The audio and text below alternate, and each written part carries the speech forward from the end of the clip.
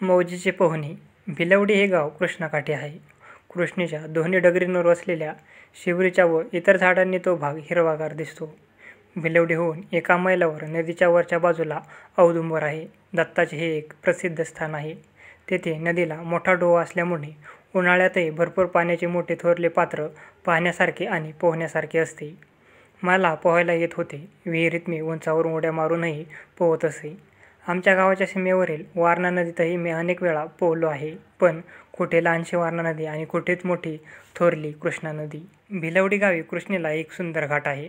हा घाट पाहण्यासारखा आहे. काशीला मी गंगेच्या काठचे पुष्कळ घाट पाहिले आहेत, पण हा भिलवडीचा घाट त्या मानाने कितीतरी सरस आहे. हा घाट पेशव्यांचा सेनापती परशुरामभाऊ पटवर्धन तासगावकर यांनी बांधलेला आहे असे म्हणतात.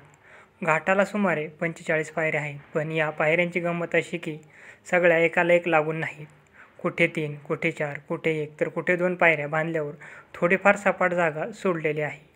नदीच्या पात्राकडच्या शेवटच्या पायरीला कडीला डोळा लावून वर पाहिले तर सपाट जागा दिसतच नाही. एकाला एक लावून साऱ्या पायऱ्या दिसतात. उलट वरच्या बाजूच्या पहिल्या पायरीवरून खाली पाहिले तर पायऱ्या असतील असे वाटत नाही. एकसारखा सपाट उताराचा उतार दिसतो. वरच्या पायरीवर ठेवलेला तांब्या खालच्या पायरीला डोळा लावून पाहिल्यास दिसतो आणि तसाच खालच्या पायरीवरील तांब्या वरच्या पायरीच्या टोकाला डोळा लावल्यास दिसतोच. हा घाट हे भिलवडीचे एक भूषण आहे. इतकेच नव्हे तर तो या गावाचा एक संरक्षक तट आहे. भिलवडीला पावसाळ्यात कृष्णेच्या पुराने मोठाच धोका उत्पन्न होतो, पण घाटाने या गावचा बचाव झाला आहे. पावसाळ्यात कृष्णेला पाणी येते आणि बराच घाट बुडून जातो. घाटावर एक देऊळ आहे. ते पाण्यात बुडून जाऊन त्याच्याखाली भोवरा पडतो. तेथे गंमत दिसते. हे देऊळ 2-3 आठवडे बुडून जाते, तेव्हा कृष्णेला महापूर आला आहे असे समजण्यात येते. नदीकाठालाच असलेल्या शाळेच्या सगळ्या पायऱ्या जवळजवळ बुडतात. गावाच्या पूर्वेला असलेल्या मारुतीच्या देवळात पाणी शिरते. तेथून एका मैलावर असलेल्या माळवाडीच्या व गावाच्या मध्ये ओताचे पाणीच पाणी पसरलेले असते. नाव चालवावी लागते. ओताचे पाणी या मार्गाने साऱ्या रानातून जाऊन पुढे 2-3 मैलावर कृष्णेलाच पुन्हा मिळते. पश्चिमेच्या ओताचेही पाणी असेच पसरते व गावाला बेटाचे रूप देते. असे झाले म्हणजे ग्रामस्थ कृष्णा नदीची पूजा करतात. काही लोक महापूर पोहायला बाहेर पडतात. कृष्णेचे पाणी सर्वत्र पसरलेल्या अफाट सागरासारखे दिसायला लागते. पाण्याला ओढही खूप असते आणि पाण्यामध्ये लाटाही बऱ्याच उसळत असतात. नदीकाठची घरे वाहून जाण्याचा किंवा एकंदरीत गावाचे नुकसान होण्याचा धोका निर्माण होतो. अशावेळी महापुरात पोहण्याची एक प्रकारे गंमत असते. मोठ्या घाटाच्या बाजूला एक लहानसा घाट आहे. तो बुडून त्यावरचे पाणी गावात शिरलेले असते. तेव्हा भिलवडीची माणसे तिथून पोहायला निघतात. पोहायला लागण्यापूर्वी ही माणसे कधीकधी मातीची 2-3 मडकी निशाणी लावून तिथून पाण्यात सोडतात. ही मडकी नेमकी पलीकडच्या बाजूला अंकलखोपच्या हद्दीत म्हसोबा बनाजवळ लागतात.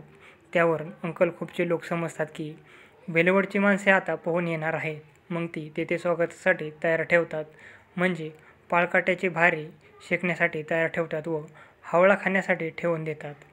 भिलवडीच्या या पोहायला गेलेल्या लोकांना परत येताना औदुंबराला जाऊन तेथून पोहायला पाडावे लागते. यावेळी तेथील दत्ताचे देऊळ बुडून गेलेले असते. त्यावर 2-3 पुरुषाहून अधिक पाणी असते. या ठिकाणाहून पोहायला पडलेली माणसे काही मैलावर भिलवडीच्या घाटावर लागतात. मीही एकदा या लोकांच्या बरोबर महापूर पोहायला गेलो होतो. त्यावेळी पोटाखाली तांब्याची घागर घेतली होती. अशी पालथी घागर पोटाखाली घेऊन 2 हात मोकळे सोडून पोहण्याची सवय भिलवडीतील इतर अनेक लोकांबरोबर मीही केली होती. काही लोकांनी पाठीवर भोपळे बांधले होते तर काही लोक सांगाडीवर होते. एक नाव घेऊन नावडी बरोबर आहे. आम्ही सुमारे 40-50 लोक होतो. महापूर पोहणे म्हणजे एक प्रकारचे धाडसच होते, यात शंका नाही. बरेच अंतर पोहून जावे लागत असल्याने हात-पाय भरून येतात. मला आठवते, आम्ही पलीकडे अंकलखोपच्या रानात पाय टेकले तेव्हा तेथे थोडा गाळ होता. त्यातून पाय उचलून जाणेही जिकरीचे वाटत होते. पाणी फार गार असायचे. आमच्यापैकी 1-2 इतके काकडले होते की पलीकडे गेल्यावर त्यांना फार शेकावे लागले. येताना ते नावेतूनच परत आले.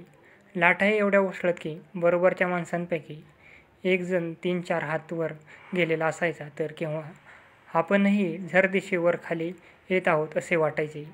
माझ्या दोन्ही बाजूंना थोड्याच अंतरावर माझे मित्र व काही ग्रामस्थ होते. मी काही घाबरलो नव्हतो. पाण्याच्या प्रवाहाबरोबर बराच वेळ जायचे असते. मध्ये मध्ये धार असते, तेथून मात्र हात मारून ती धार तोडून पुढे सरकावे लागते.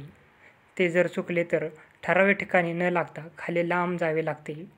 पोहायला पडताना सगळे एका ठिकाणाहून एकापाठोपाठ एक पडताना दिसतात, तरी आत गेल्यावर बरेच लांब पसरतात, मागे पुढे होतात.